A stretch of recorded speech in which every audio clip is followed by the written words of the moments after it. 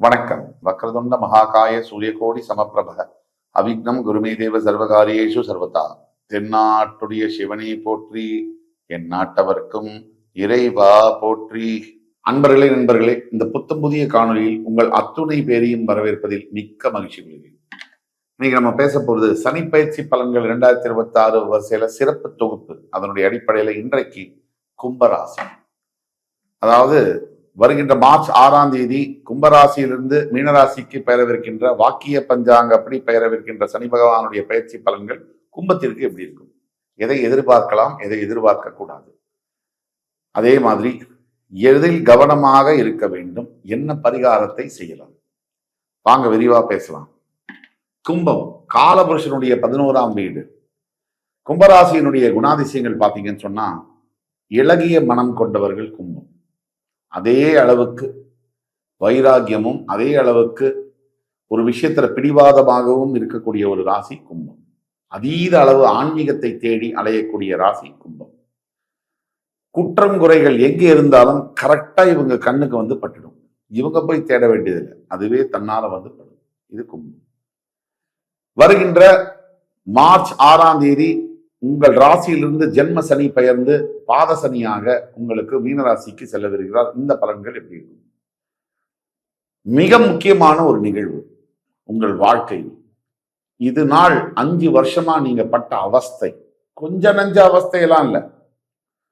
கும்பராசிக்காரர்கள் பட்ட அவஸ்தை கொஞ்ச நஞ்ச அவஸ்தை இல்லை, மிக மிக மோசமான அவஸ்தைகளை பார்த்த கும்பராசி நேயர்கள்.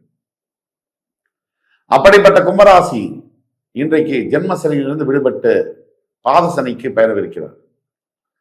முதல்ல உங்களுக்கு எது மனசுல இருக்கும்னு சொன்னா, மனதுல ஒரு தெளிவு பிறக்கும். எது பிறக்குதோ இல்லையோ, கடன் சுமை தீரும், அது நடக்கும், இது நடக்கும், வீடு வாங்கிடுவீங்க, பணம் பெரிய கோடீஸ்வரன் ஆயிடுவீங்க. யாரையும் நம்ப வேண்டிய அவசியம் இல்லை. உங்களை நீங்கள் முதலில் நம்புங்கள். சோசியல் மீடியா யூடியூபை திறந்தா கிட்டத்தட்ட 2000 ஜோதிடர்கள் அது நடக்கும், இது நடக்கும், அது நடக்கும்.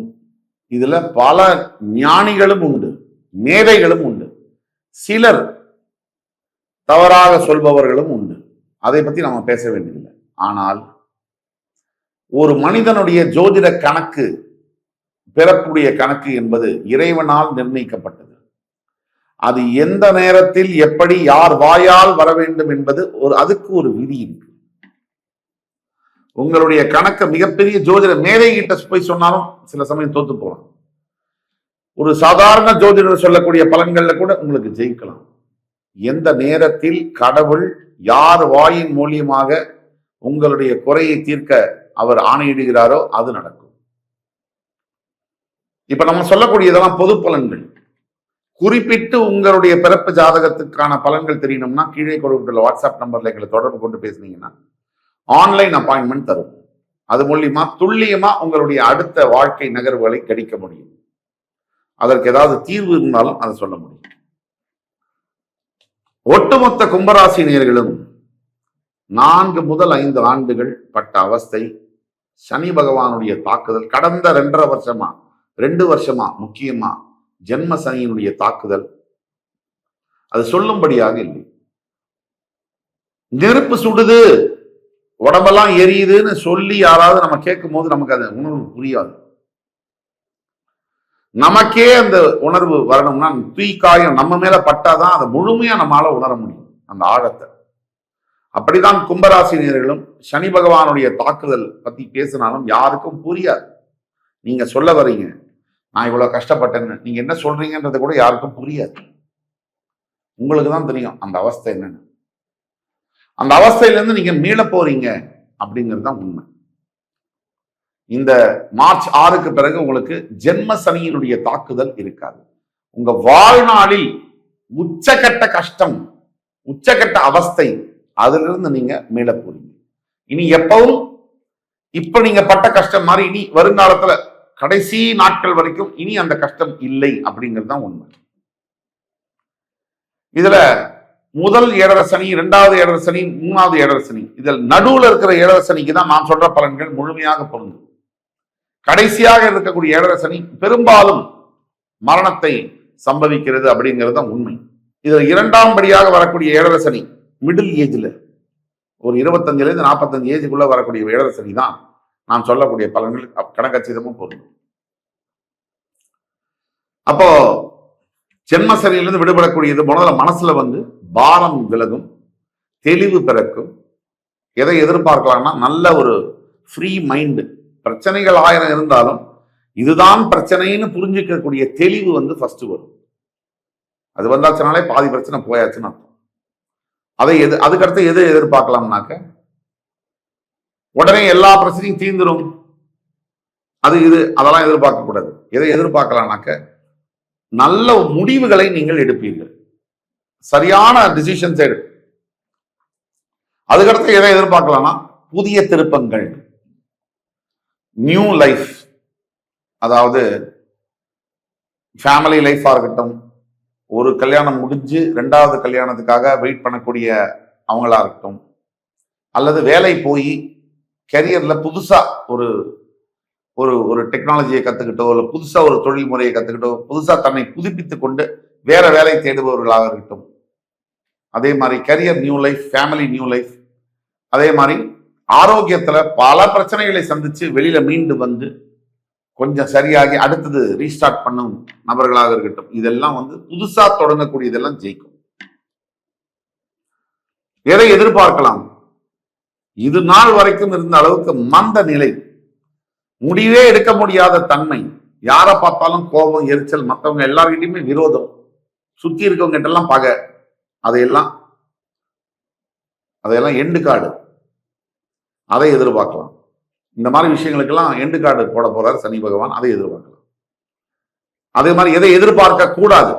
உடனே கடனெல்லாம் தீரப்போகுது, எனக்கு மிகப்பெரிய சிஇஓ ஆக போறேன், நான் பெரிய தலைவராக போறேன், இதெல்லாம் எதிர்பார்க்க முடியாது. படிப்படியாக தான் இந்த முன்னேற்றங்கள் இருக்கு. சனி இஸ் அ ஸ்லோ பிளானட். மெதுவாத்தான் இந்த முன்னேற்றங்களை தருவார். அடுத்தது எதை எதிர்பார்க்க கூடாது? உடனே அதிசயங்கள் நடக்கும் என் வாழ்க்கையில ஜென்ம சனி முடிஞ்ச உடனே. நோ. ப்ராப்ளம் இதுவரைக்கும் இருந்த அளவுக்கான ப்ராப்ளம் இருக்காது. அதோடைய ரிலீஃப், ப்ராப்ளத்திலிருந்து வெளியே வரக்கூடிய ரிலீஃப், அந்த பாதையில நீங்க பயணத்தை தொடங்க போறீங்க. இனிமேல் வரக்கூடிய நாட்கள்ல நிறைய நல்ல விஷயங்கள் நடக்கும், அதுல மாற்று கருத்து இல்லை. சுப நிகழ்ச்சிகள் நடக்கும், சுப விரய செலவுகள் நடக்கும்.